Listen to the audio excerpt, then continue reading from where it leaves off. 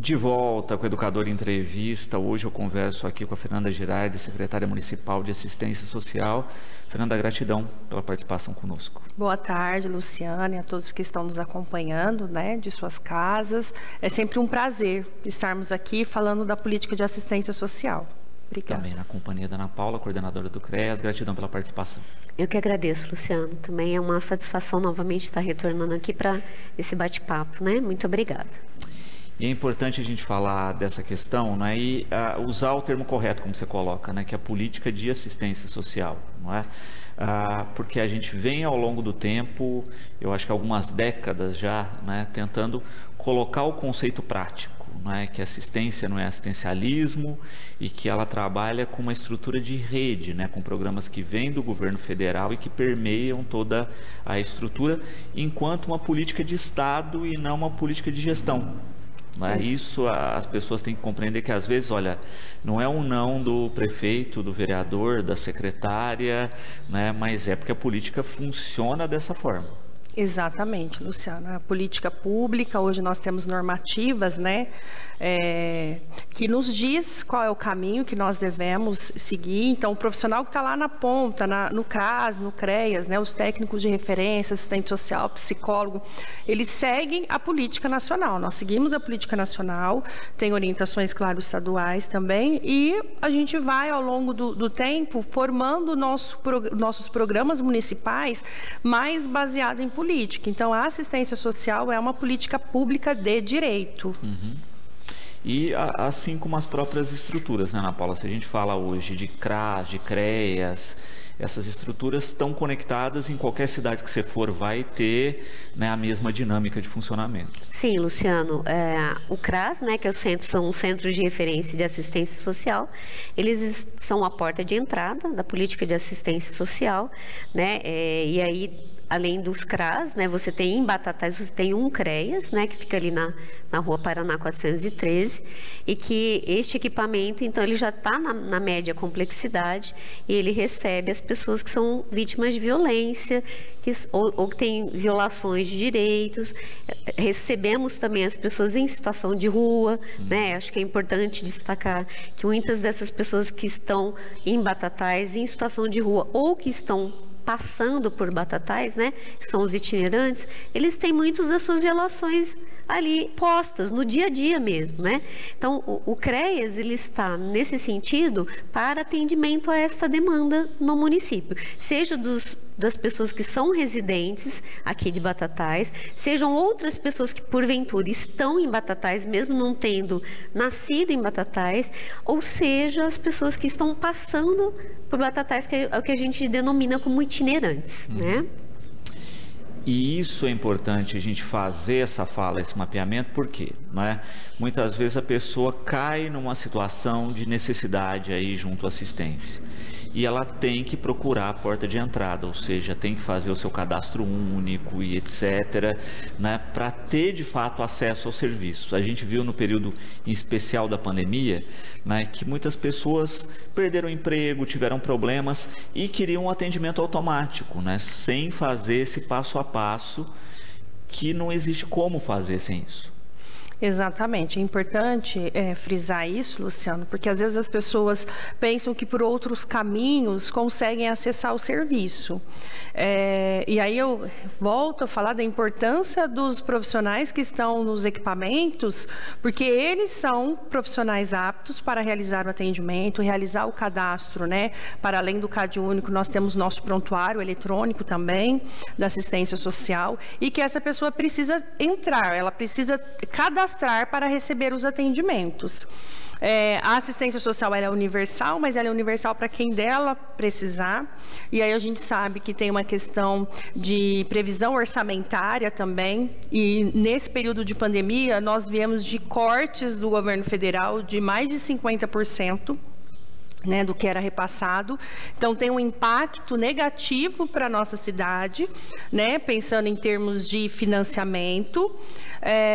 Mas agora, para 2023, nós tivemos um aporte de 53%, da política, do valor do orçamento da assistência social.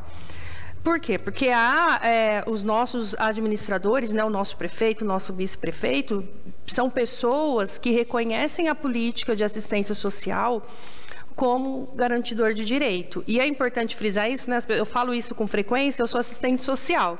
Então, é algo que eu posso falar que nós estamos, de fato, rompendo com o assistencialismo, porque nós temos figuras políticas, pessoas importantes que têm essa condição de rompendo, fazendo novo. Né? E, para mim, que sou assistente social, estar nesse momento e fazendo parte disso é muito importante. Então, tudo que é pensado e que é colocado para os técnicos é compartilhado, é uma construção coletiva para que, de fato, a população receba o melhor da melhor forma, né? Claro, levando em consideração essa previsibilidade orçamentária que nós temos. Perfeito. Ana Paula, também é interessante a gente falar da questão da violência, não é? E da estrutura de atendimento.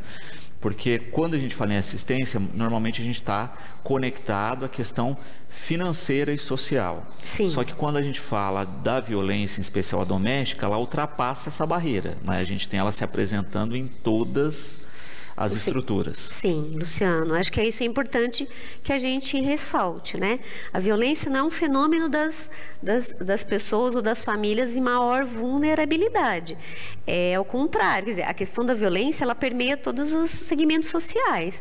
É que nas famílias em que a vulnerabilidade também já é crônica ou já é realmente grave, as situações realmente ficam ainda muito mais complexas, então muito mais difíceis. Mas o impacto dessa violência nas pessoas, né, no núcleo familiar, seja violência doméstica, seja nessa violência intrafamiliar, ele é muito danoso, né?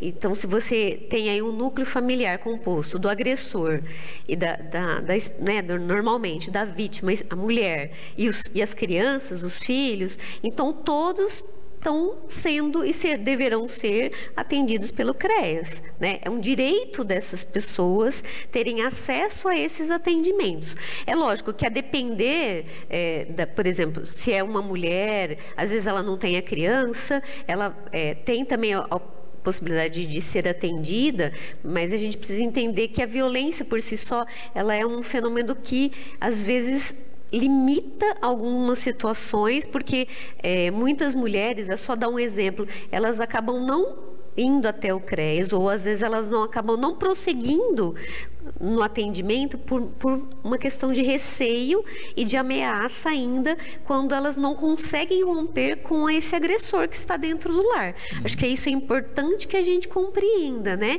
Que não é culpa dessa mulher, que ela faz o que ela pode fazer para tentar romper com essa violência, mas que aí nós precisamos de outros mecanismos, né, que a própria política pública pode ofertar. Então aí nós podemos pensar em um recurso para essa mulher vítima de violência, para que ela possa sair desse ambiente agressor e pedir a medida protetiva, fazer o boletim de ocorrência, que é um direito que ela tem, né, assegurado, e que ela faça isso, porque é a maneira que ela vai conseguir romper com essa violência, para que a gente possa, enquanto CREAS, enquanto política pública, ofertar o atendimento e, dentro deste atendimento, ofertar todas as possibilidades de apoio para essa pessoa, para essa mulher, seja com uma mulher que tem filhos ou não tenha filhos. Acho que isso é muito importante. Tem caminhos, Luciano, e tem política pública para isso. Tá? Exatamente. E por isso que a gente falou, né, quando a gente fala de outras situações financeiras, porque a gente ainda tem, infelizmente, muitas mulheres dependentes financeiramente do marido em todas as classes sociais. Sim. Né? E às vezes, por isso que a gente fala, né, essa violência permeia outras classes e essa mulher não tem condição de abandonar esse lar, né, para fugir dessa violência, justamente porque tem essa dependência. Sim, nós temos um projeto de lei, né, que foi aprovado na Câmara, que está direcionado exclusivamente ao público feminino vítima de violência.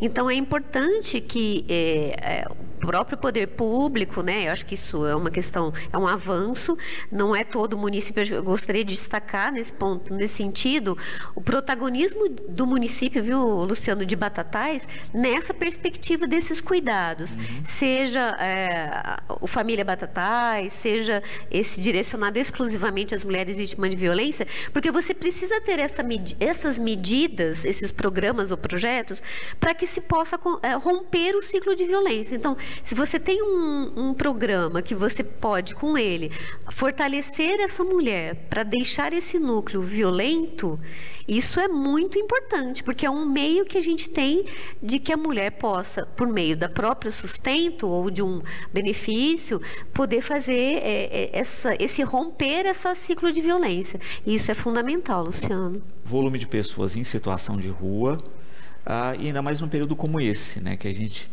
está aí com cada vez mais um período frio, né? A gente sabe que talvez o inverno esse ano será ainda mais rigoroso do que nos últimos anos. Ela pergunta isso, né? Como dar atendimento a essas pessoas? Isso, como que nós estamos nos organizando, né? A pessoa em situação de rua, a população em situação de rua são pessoas, público da assistência social, e nós estamos trabalhando para atendê-las da melhor forma possível. E nesse sentido, nós fizemos o chamamento público para a Casa de Passagem, que é um serviço institucional que atende pessoas, né, não só que estão em situação de rua no nosso município, mas pessoas que estão nessa itinerância, né, vêm de outros municípios e passam por Batatais, e às vezes ficam 1 dia, 2 dias para tomar um banho, se alimentar. Então nós estamos formalizando a parceria, né, com a comunidade Divina Misericórdia, que vem tão bem fazendo o trabalho já há muitos anos, sempre foi parceiro, é parceiro, e aí a gente está agora com a formalização da parceria. Para além disso, nós temos um projeto de lei também, que logo mais será encaminhado para a Câmara, que é a questão do moradia social, que é o aluguel para que as pessoas possam sair, né, da rua, ter a sua casa, para que de fato possam pensar em construção de um projeto de vida, né, para superação. Uma transição aí. Exatamente, para a superação da situação que ela vive, né? E a gente sabe que muitas pessoas que estão em situação de rua cursam com a questão da dependência química. Então, com os estudos que nós fizemos para esse programa, né, o Moradia Social, isso foi levado em consideração também, que há uma redução de danos, uma minimização até na questão do uso, ou até a parar de utilizar a substância, porque a rede se mobiliza, né, o CREAS, o CAPES, a área da assistência à saúde, para o acompanhamento, para que essa pessoa possa também se tratar, né? Mas a gente entende que é muito mais difícil a pessoa aceitar esse tratamento em situação de rua, né? Sem perspectiva nenhuma, porque é isso, essas pessoas estão à margem, né, da sociedade. Então precisa ter perspectiva para começar a vislumbrar um novo projeto de vida. Há um aumento, sim, de pessoas em situação, mas nessa questão dessa itinerância, se comparado de maio, né, de janeiro a maio de 2022, nós fizemos 4 abordagens. Até maio agora, né, de 2023, de janeiro a maio de 2023, nós já fizemos 85 abordagens. Dessas, 16 pessoas são de Batatais, né, estão em Batatais. E outras passaram, então a gente ofertou a passagem, e vale ressaltar que todas as pessoas que a gente oferta a passagem é porque a pessoa quer ir embora, ela fala, olha, eu quero ir para outro município, e muitas vezes é feito a articulação, a equipe do CREAS faz articulação com a cidade que essa pessoa está querendo ir, né, olha, tem lugar de fato para você ir, tem um lugar para você ser acolhido, então a gente tem essa preocupação com as pessoas que estão passando pelo nosso município, né? E aí a gente tem feito as abordagens sociais. Hoje, inclusive, nós faremos uma abordagem noturna, né, para entrega de cobertores, para ofertar o lugar para passar a noite, que realmente isso nos preocupa também. E aí nós temos também previsto no orçamento, que a gente já vai começar a executar, recurso para esse momento, né, de baixas temperaturas, aí, o inverno, que tende a ser muito rigoroso, para tentar minimizar essas questões. Fato é que nem todo mundo que a gente oferta apoio para sair, né, das ruas, mesmo nesse episódio, né, não passar a noite na rua devido ao frio, nem todo mundo aceita. E a gente precisa sempre respeitar, né, o direito da pessoa de querer ir ou não.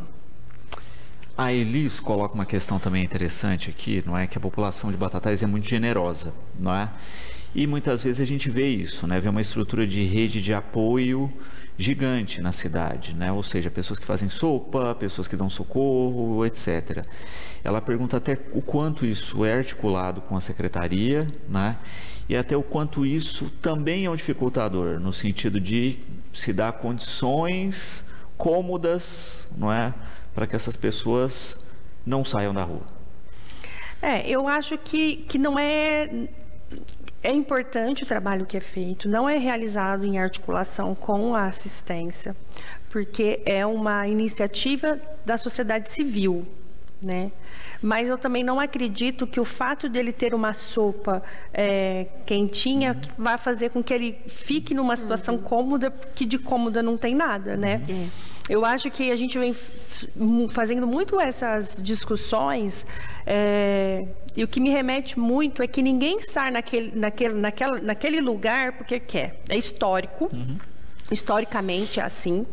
E para você superar, você tem que romper com padrões, né? Então, a gente está falando de pessoas que estão há mais de 5, 6 anos em situação de rua, que cursa com a questão da dependência química, que tem vínculos fragilizados. Então, são vários fenômenos na vida daquela pessoa que romper com tudo isso e começar a colocar as coisas no lugar para superar depende, claro, de muito querer dessa pessoa, mas de várias políticas públicas intersetoriais para dar conta dessa demanda. Né? E a gente vê, nós vivemos nos últimos 4 anos um desmonte da política pública de assistência social. Né? Então, a gente está resgatando tudo isso, a gente tem um olhar hoje municipal, né? Tem tido um olhar para essas questões, então olha quanto avanço nós estamos tendo. A família Batatais, a própria questão que a Ana já citou da lei, né, que é o aluguel social para mulher vítima de violência, o moradia social e tantos outros programas, né, que nós teremos para 2023. Então, eu penso que é importante a sopinha quente para a pessoa que está em situação de rua, é um alimento para ela, importante, e é um cuidado, e é a sensibilização das pessoas, é o ser humano, né? Sendo humano da melhor forma possível e levando um pouquinho de esperança. Sim. E eu acho importante a gente destacar isso também, né? Porque talvez exista a necessidade de uma articulação dessas pessoas que já têm o contato de outra forma, né? No sentido, olha, nós temos esses serviços da cidade, então você que faz esse serviço, né? Sim. Então venha, se informe com a gente, porque você pode ser essa ponte que muitas vezes o serviço oficial não consegue levar, né? Então, né, para as pessoas que já fazem esse trabalho, elas se informem sobre a casa de passagem, se informem sobre acolhimento, porque talvez você vai fazer o diferencial da conversa que a própria secretaria muitas vezes não consegue, né? De ter o serviço lá, mas quem vai fazer o convencimento é quem já fez uma aproximação anterior e que já tem muitas vezes a confiança dessa pessoa, já furou essa bolha. Exatamente. E é importante até, Luciana, eu colocar que algumas pessoas entram em contato solicitando ajuda para que possa fazer a sopa, para entregar a sopa. Eu sempre coloco o que eu acho muito importante. Porém, a gente sabe que repasse de recurso, repasse de itens, não é fácil, né? Hoje, para a gente ter uma parceria, tem que ter um chamamento público, a gente tem que levar tudo isso para o Tribunal de Contas, tem resultados, tem que ter CNPJ, e a gente vê muito essa iniciativa mesmo de pessoas físicas. E isso é bacana, né? Essa rede de solidariedade, ela é importante. Nós não podemos dizer que não, porque a política pública, ainda que tenha avançado, ela não dá conta de toda a demanda. Né? Então, é importante o trabalho que cada um faça, e a gente tem conversado de chamar todos para conversar, porque às vezes é uma questão de organizar. Então, tem quem entrega a sopa 3 dias na semana, então tem a que entrega as 2, para que todos os dias possam ter, né? Não ter dias duplicados. Então, a gente tem está amadurecendo essa ideia para sentar com as pessoas que têm feito um trabalho brilhante. Exatamente, né? Porque justamente isso, né? Se existem as portas de entrada, né, Ana Paula, que tem essa... E se as pessoas, se a cidade é informada sobre isso e começa a encaminhar as pessoas para essas estruturas, a gente começa a ter, de fato, uma clareza do tamanho do serviço que tem que ser realizado porque muitas vezes a gente trabalha no escuro. Sim, Luciano, é importante que a população nos ajude, na verdade, né? Assim, o CREAS é um órgão público, né? Então, ele atende em horário diurno, né? Manhã e tarde. Então, algumas vezes, ou uma parte do tempo, as pessoas que estão em situação de rua, elas transitam no horário noturno. E isso, por um lado, dificulta realmente, né? A identificação pelos profissionais no período diurno. Então, é importante que a população nos ajude ligando, né? Ligue e digam para o CREAS, olha, CREAS, aqui tem uma pessoa em situação de rua. Então, eu falo eu e os técnicos, a gente tem ido em todas as demandas que chegam até o CREAS, nenhuma delas tem ficado sem ser atendidas. Agora, o que é importante também ressaltar, né? Porque às vezes a gente faz a abordagem, então, por exemplo, tem uma família aqui no centro, né? Por exemplo, dando um exemplo, a gente vai lá, conversa com essa família, oferta aquilo que é de direito de ser ofertado, mas a gente precisa entender também que a família pode não querer ou pode não estar, segundo ela, na situação que ela se encontra, assim, dentro dos critérios de recebimento de algum dos nossos encaminhamentos, das nossas orientações. Às vezes ela aceita, às vezes ela não aceita, né? Então a gente tem, assim, recebido inclusive um pessoal imigrante, né? Até tem aparecido, assim, no nosso município aqui de Batatais, algumas pessoas venezuelanas, né? Acho que já uma família colombiana parece que... Então, essas famílias, elas já foram atendidas, elas já foram abordadas pelo profissional do CREAS. Então, apesar de elas às vezes permanecerem. Então, nós temos tido algumas situações que elas vêm até Batatais, elas passam um dia em Batatais com aquelas placas, né? Muita gente tem identificado que elas estão solicitando apoio, ajuda. Elas já foram às vezes até abordadas, né? Atendidas pela assistência, é feita uma abordagem social, mas elas são orientadas, feitos os encaminhamentos pertinentes, mas às vezes elas querem ficar mesmo ali. E aí realmente já ultrapassa as nossas intervenções. Às vezes elas retornam para outro município de origem que elas vieram, né? E aí a gente tem encontrado aí algumas situações que talvez o público nosso público aqui de Batatais possam identificar algumas situações, né? Mas é importante que a gente seja acessado. Pode ligar no CREAS, né? 3662-2778 e demandar para a gente verificar, ofertar os apoios, principalmente nessa situação de frio mais intenso. Nos preocupa muito as situações dessas pessoas, né? Tá? Exatamente. Liliane, perguntando a respeito, né? A gente estava falando em blocos passados a respeito aí de um auxílio aluguel, né? Ela pergunta se o programa já está em vigor e como é que vai funcionar isso. Esse programa ele já está, né, em vigor, a lei já foi sancionada. Então essa mulher ela precisa estar acompanhada, né, no CREAS, que é o Centro de Referência Especializado da Assistência Social. É importante ter o boletim de ocorrência, a medida protetiva, né? Então são esses os critérios.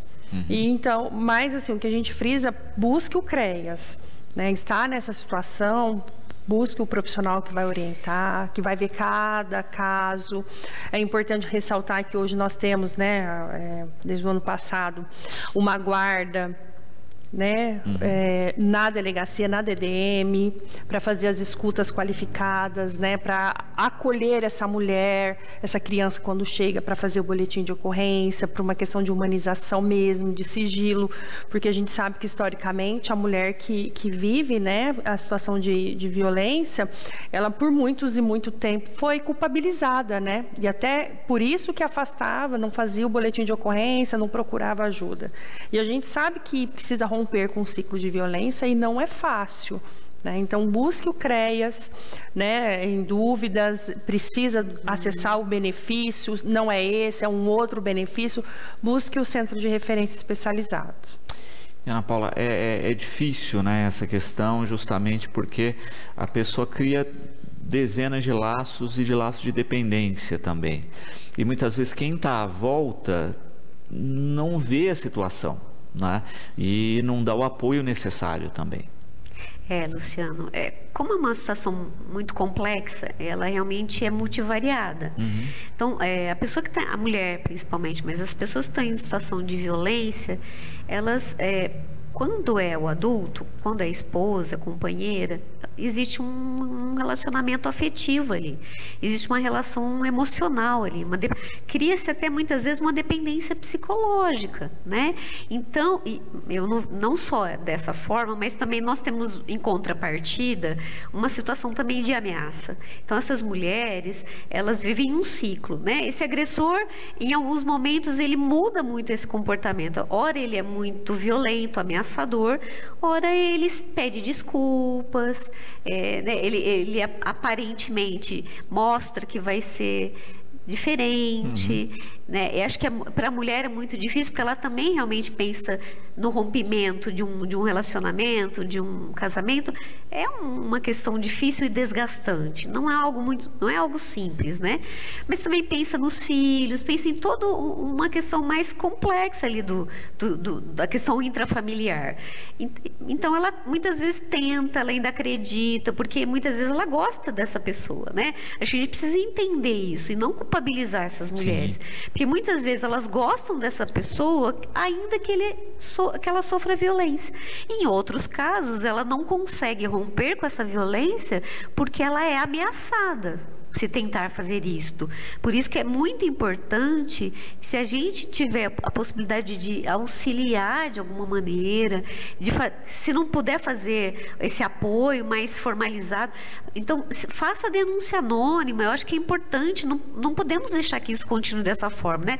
Nós temos o Disque 100, né? Então a gente não pode aparecer fazendo uma denúncia, não temos muitas vezes como ajudar de outra forma, mas estamos cientes da violência que está sendo cometida dentro do lar. Faça um Disque 100, né? Aí os órgãos vão receber essa denúncia e eles vão aí tomar todas as providências no sentido de identificar a violência que está sendo cometida e auxiliar aí, ofertar todos os mecanismos, né, que sejam necessários para que a mulher ou, enfim, a família, né, que está sofrendo a violência possa romper com esse ciclo. Luciana, é importante. Perfeito, não é?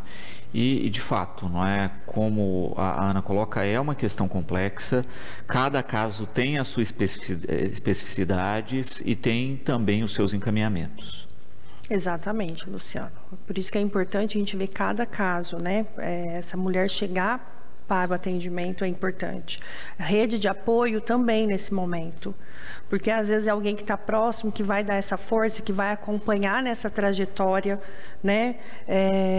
E para que elas não se sintam sozinhas, não estão sozinhas. Nós estamos pensando em políticas públicas voltadas para a mulher vítima de violência. Tem a mulher, a gente sabe que houve aí com a questão da pandemia, pelo menos houve um aumento, pelo menos de notificação dos casos para a pessoa idosa, contra a pessoa idosa também. Um aumento expressivo, criança e adolescente. Então, vocês não estão sozinhos. Estamos, né, a política pública, ela tem sido pensada para chegar nos lares, para identificar e para apoiar para que haja, de fato, essa superação, né, esse rompimento desse vínculo. E a gente sabe que, de fato, a violência, ela causa um adoecimento. Né? Porque ela tem várias formas, né? A violência física, o abuso sexual, o patrimonial, que é o financeiro, o psicológico, né? Então isso é muito, muito sério e fere muito as pessoas. Então nós estamos à disposição, né? No CREAS, os profissionais são especializados para esse atendimento, né? O Conselho da Mulher tem nos ajudado a pensar em política pública, né? Então, para avançar cada vez mais. Também, né, é importante a gente destacar isso, não é, que as pessoas têm que compreender que são políticas públicas, e de novo a gente reforça aí, e que tem o passo a passo, tem o procedimento, e que as estruturas estão aí para informar como também fazer esse passo a passo, não é? Não é da maneira que a pessoa quer, mas é da maneira que a política foi estruturada. Exatamente, né? Nós temos critérios dentro da política pública e a gente tem que seguir isso, porque senão a gente também responde. E precisa ser de forma clara. Então, se a política pública está para todos, tem que seguir dessa forma. Então, qual que é a porta de entrada? Quais são os critérios? O que tem que ser apresentado? Qual é a forma de acompanhamento? Tudo isso é pactuado e deixado claro no atendimento, tá? E quando a gente fala aí do Disque 100, não é, acho que você tocou bem, ele é um telefone que serve para várias ações, não é? Ele trata aí de uma gama de possibilidades de denúncia, inclusive, que vão ser avaliadas na localidade. Sim, Luciano, é importante que a gente esclareça e coloque isso como um meio da população poder fazer a denúncia, ainda que ela, às vezes, não queira telefonar até o CREAS. A gente recebe denúncias no CREAS, acho que é importante que a gente deixe claro isso. Quem quiser e achar mais confortável, ele pode ligar no CREAS, mas se não sentir muito confortável fazendo dessa maneira, então existe este caminho, que é tão importante quanto. E quais são as violências? Todas as violências. Então, a violência contra a criança, contra idoso, contra a mulher, contra a pessoa com deficiência, até mesmo violência contra pessoas em situação de rua. Todos são sujeitos de direitos. Então, a gente precisa entender que a gente precisa criar mecanismos. Então, mecanismo para que se possa chegar a informação até o CREAS ou até o Conselho Tutelar, né, quando for o caso de criança e adolescente, é fazendo a denúncia. Então, precisamos fazer a denúncia contra as várias violências que existem. Então, a gente pode denunciar diretamente ou a gente pode fazer o Disque 100. É importante que a questão do trabalho infantil, acho que a gente até esquece, mas é uma violação de direito. Então, é importante, pessoal, quem identificar situações que envolvam trabalho infantil, né, trabalho de criança e adolescente, né, antes dos 14 anos prioritariamente, então precisa ligar para a gente ou para o Conselho Tutelar e informar essa situação. Porque existem mecanismos aí, como eu disse, tanto os legais, né, obviamente existem mecanismos aí legais, mas a rede de atendimento de Batatais está preparada para atender essas pessoas e fazer os encaminhamentos que são pertinentes. Então, existem política pública, Luciano, só para deixar claro, no caso de trabalho infantil, existe política pública no município hoje para a gente inserir essas crianças em serviço de convivência, inserir os adolescentes em serviço também de convivência, mas já por uma faixa etária, pensando no trabalho aí protegido, né? A gente tem jovem aprendiz. Então, tem os mecanismos que as próprias legislações criaram e que garante aí os direitos, seja das crianças, do adolescente, sem que ele precise realmente ficar numa situação de violação de direito. Importante que existem caminhos, né? Acho que é importante, tá? Porque essa história, né? Olha, a criança e o adolescente não podem trabalhar? Podem, né? Mas não é trabalho, né? É estágio, né? É aprendizado dentro de regras, né? Eles vão executar práticas, né, similares ao do trabalho, até para depois entrar no mercado de trabalho, sim, mas com supervisão, com regramento, etc. Né? Não se proibiu o trabalho nessas idades, se proibiu o abuso do trabalho que a gente tinha. Né? Que a gente via aí matérias, documentários absurdos, né? De crianças trabalhando em carvoarias, quebrando pedras decorativas aí que depois iam enfeitar a fachada de residência, né? Ninguém imaginava que estava com criança fazendo esse processo, na colheita de chá, né? Entre outras coisas. Eu falo dessas que eram de larga escala, né? Que a gente tem aí várias matérias que mostram esse tipo de coisa, mas de colocar num ambiente regrado, seguro, compatível com as aulas, compatível com a educação, não é? E que vão garantir também aí uma remuneração, um aprendizado de responsabilidade para a vida futura. Tá? Acho que é separar o joio do trigo e parar com essa coisa do brasileiro do 880, não é? Que né, ou abusa ou não pode, não é? A gente tem um meio do caminho aí claro, preciso, que é o que a legislação coloca e o que é que a gente tem que trabalhar. Exatamente. E criança precisa estar na escola, Exato. É o período dele, a fase de desenvolvimento. Né? E a criança não pode se preocupar com questões da fase adulta. Se vai ter o alimento, se não vai ter o alimento, tem outras formas. Essa criança precisa ser preservada.